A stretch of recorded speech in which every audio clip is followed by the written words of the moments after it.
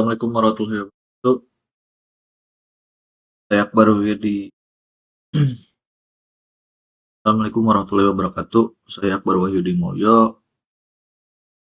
Pada materi kuliah kali ini kita akan membahas mengenai konsep electronic supply chain.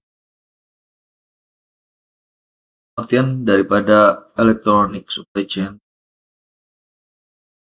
itu suatu konsep manajemen di mana perusahaan berusaha memanfaatkan teknologi internet untuk mengintegrasikan seluruh mitra kerja perusahaan, terutama yang berhubungan dengan pemasukan bahan-bahan atau sumber daya yang dibutuhkan dalam proses produksi.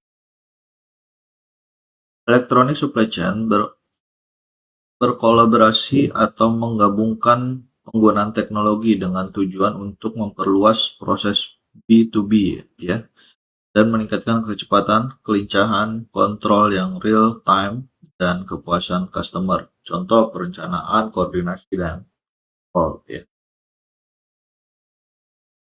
Nah, terdapat 3 aliran supply chain, yaitu aliran produk secara fisik. Ini merupakan aliran yang bergerak mulai dari hulu hingga ke hilir gitu ya, dari bahan baku sampai ke customer. Lalu kedua, aliran uang sebagai bukti pembayaran. Ini berbeda dengan aliran barang. Aliran uang akan bergerak mengalir dari sisi hilir ke sisi hulu. Aliran uang dapat berbentuk invoice, perjanjian pembayaran, cek, dan lainnya.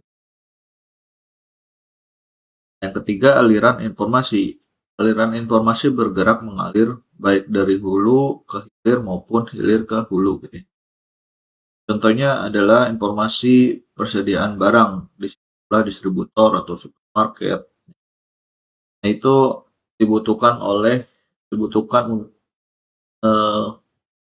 informasi tersebut oleh pabrik gitu ya. Jadi kapan dia akan mendistributorkan barangnya gitu ya. Lalu dari 3 aliran tersebut perlu disiapkan 5 aspek oleh perusahaan, yaitu pertama adalah consumer management gitu ya.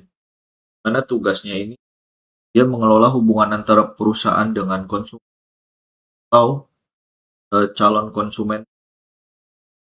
Lalu yang kedua, adanya katalog manajemen. Ini memberikan informasi yang dibutuhkan pada calon konsumen maupun pelanggan terhadap berbagai produk dan jasa yang ditawarkan. Yang ketiga ada order management, karena proses otorisasi antara aliran uang dari pihak pembeli dan konsumen jual gitu. Itu bentuknya bisa berupa invoice gitu ya,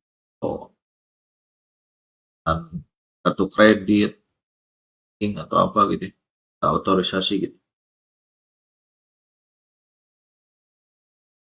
Lalu ada delivery management. Ini informasi yang berkaitan dengan proses pengiriman barang ya. Jadi kita memberikan informasi kapan tiba, tanggal tibanya barang gitu ya. Terus juga status dari pengirim tersebut sudah sampai mana, dan kurirnya siapa, itu masuk kepada delivery management. Lalu yang terakhir adanya inventory management. Ini pengelolaan terhadap gudang ya, dimana lot gudang, kapan dia harus masukin barang, kapan dia harus keluarkan barang, perhatikan dengan memperhatikan lead time dan biayanya. Nah, secara umum terlihat bahwa kelima modul tersebut saling terintegrasi satu dengan yang lainnya di dalam sebuah rangkaian electronic supply chain. Orientasi rangkaian proses ini adalah pemenuhan kebutuhan konsumen sesuai dengan kebutuhannya. yang dinyatakan secara eksplisit pada kontrak atau transaksi jual beli yang buat bersama.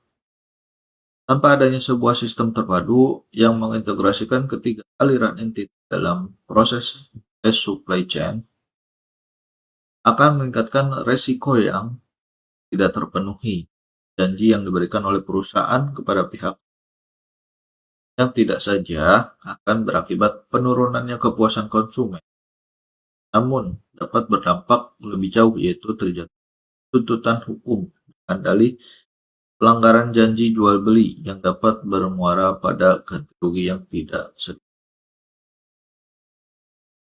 Oke, mungkin cukup sampai di sini untuk materi kali ini.